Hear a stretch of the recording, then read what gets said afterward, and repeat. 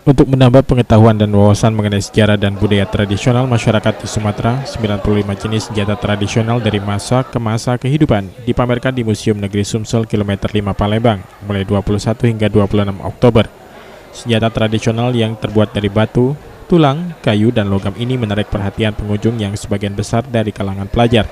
Senjata tradisional ini bagian dari peradaban manusia, di mana dulu dipakai berburu hingga untuk mempertahankan diri.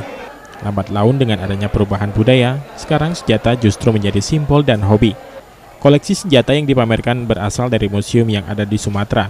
Antara lain senjata untuk menyerang dipamerkan sebanyak 50 buah, senjata untuk mempertahankan diri 6 buah, dan senjata untuk berburu 14 buah.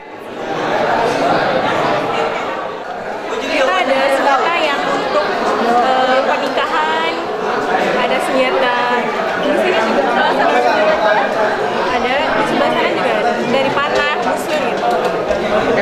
Targetnya apa dari kegiatan ini? Ya? Targetnya apa, Mbak? Kita untuk melestarikan senjata-senjata tradisional yang mulai sudah tidak dikenal oleh masyarakat umumnya. Diharapkan melalui gelaran pameran senjata tradisional Sumatera ini, selain menjadi pembelajaran bagi masyarakat, juga dapat meningkatkan kunjungan museum. Judi Sumban Gaul, PAL TV.